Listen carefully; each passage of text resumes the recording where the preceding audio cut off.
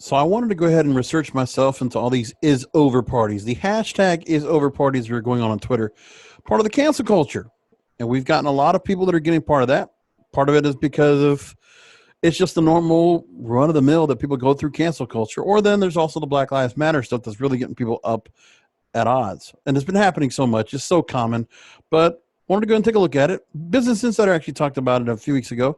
I wanted to go bring it up here. How hashtag is over party has become the default hashtag format for Twitter cancellations. So Doja Cat, Wendy's, Jimmy Fallon have all been culprits of it. We'll talk all about it right here. So people on Twitter have been throwing parties. They say after party, canceling celebrities and brands for everything. So we got that going on. Plus the other thing they're also doing too is also whenever you see somebody on TV talking about whatever, then all of a sudden, you have the new thing I'm seeing now is where we'll see like somebody saying, "Oh, look, Woody Harrelson's on TV." That's like some commenter talking about Black Lives Matter, and they'll say it's him. And just a little while ago, somebody just said Henry Winkler, the Fonz, which like, come on, guys, leave these two alone. So we're getting that now. The hashtags that follow the hashtag person is over party has exploded. In the past month, we've had Doja Cat is over party, Jimmy Fallon is over party, Wendy's is over party, Chris Evans is over party, and Joji is over party. So we've had all this going on, and that's what's been going on. It's really bad.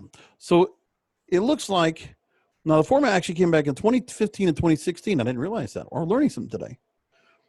So the first noted instance of it, is Taylor Swift from October 23rd, 2015. Taylor Swift is over party. And it would have several clapping and emoji email, 4 retweets, and 11 likes. But that was the first one. Always goes after that. And then it moves along, and now it's become a cancel culture hashtag. So people on Twitter, and it's really so interesting how Twitter makes people so outraged. And obviously, we're seeing people getting censored on it. We're seeing people just getting outraged for whatever reason. Wrestling Twitter, I follow for wrestling podcasts that I do. It's so, really, it's ruthless. It's diabolical. It's evil. Some of the people on Twitter and how it's being done. And we know people that have canceled altogether. And we've had people that have also decided to leave altogether. We've had people commit suicide from the attacks they got on Twitter. That's just horrible, but it's happened. And it's gotten so common. What can I say?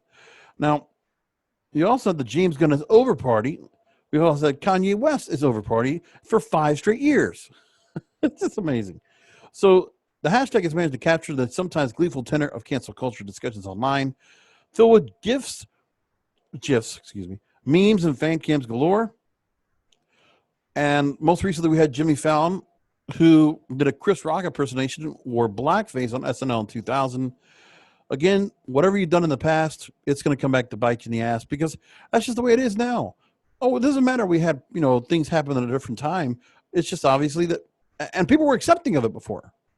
Or if they didn't call it out then, by 2000, I don't know why it wasn't being called then, but now it's so easy with social media to go ahead and call everything out. So now it's being done that way. So it's the vindictive tone of the cancellation itself. Not only are you calling someone out, but you're also celebrating the living daylights out of it. And some people just like the fact of having misery at the expense of others. Very true. Tags are frequently filled with dissenting opinions as well. People arguing against canceling celebrities or dismissing concerns. K-pop fan culture are just as bad, and we'll bring that up. And you can just see also Logan Paul is over party. We've gotten that as well. Oh, boy. Now, I don't know who Joji is or Filthy Frank, but we're seeing it all right here. There was a point there. There was another big cancellation that was going on as a part of that. So it's a meme and in of itself. While the hashtag format has been around, it's become a meme in its own right. So we look along and everybody's gotten it. Everybody's gotten the over party. And I just feel like what's happening too in internet culture is that we get certain terms that come in and they get old really fast. When somebody starts using it, Chads, Karens, that stuff goes by really quick. And I think people are, you'll see some names that'll stick, some that'll become dictionary definitions, but really some of that's just not done well. Stans, It's all coming out, but it's just not. And again, I'm a little bit older, trying to figure it out. So the tag has been part of the constant churn of internet discourse associated with some of the most online and opinionated stands on Twitter. Sources of recognizable signifier. Oh my God, signifier. I'm not going to cut this out. For the resurfacing of problematic content. While it's clear that many are fed up with hashtag IsOverParty campaigns, Mr. GG, a YouTuber, has said this once was called the worst fucking thing that happened to Twitter. And the cancel culture, the backgrounds, it seems to be here to stay.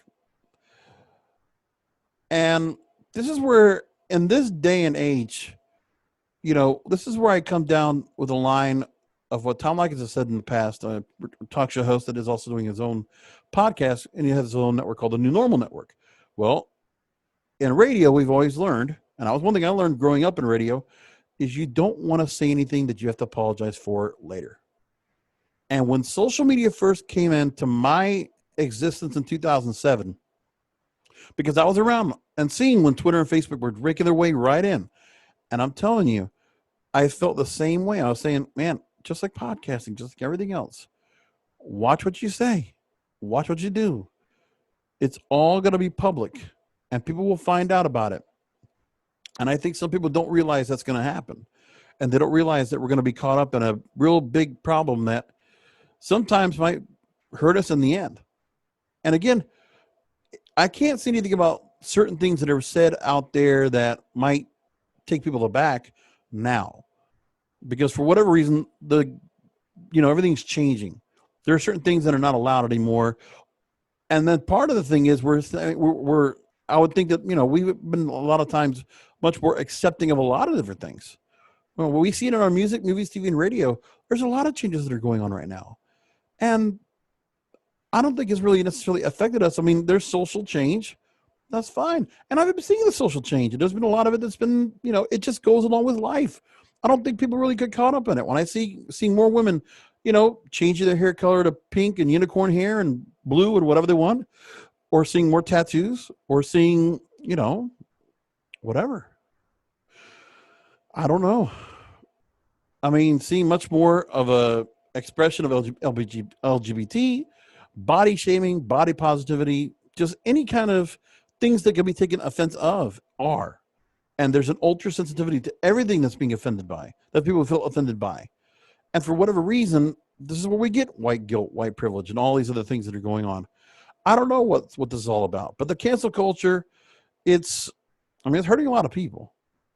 And I don't worry about it so much because I'm not any kind of an attention seeker, and I don't have that huge of an audience.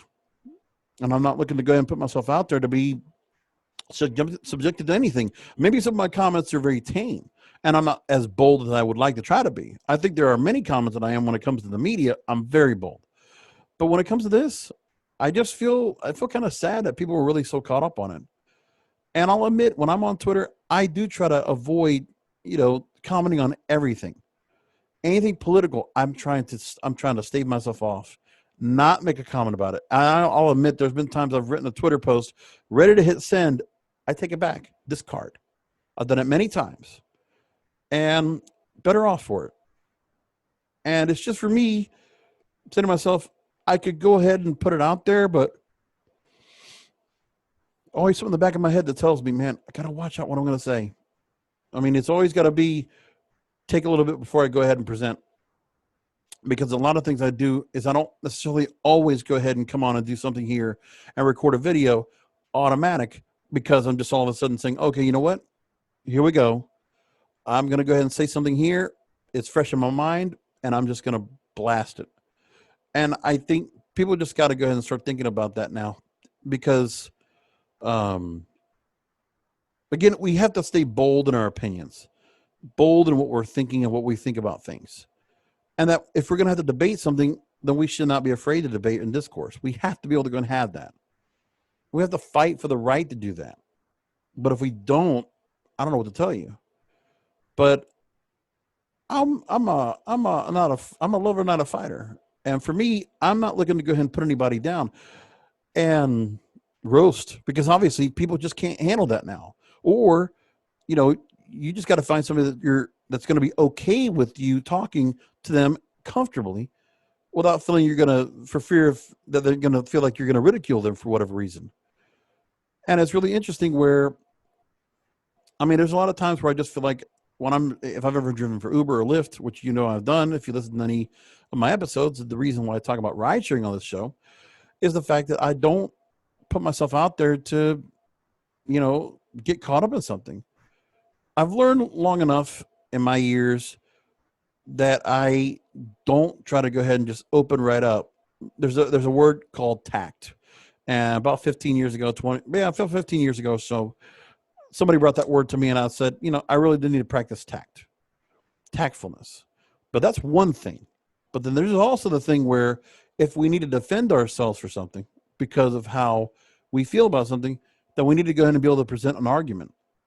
Because I feel I need to say something about something because I don't have, there's certain people I can't talk about certain subjects with. So I talk about this with all of you. And that's what I'm here for. When I'm not podcasting, I do this.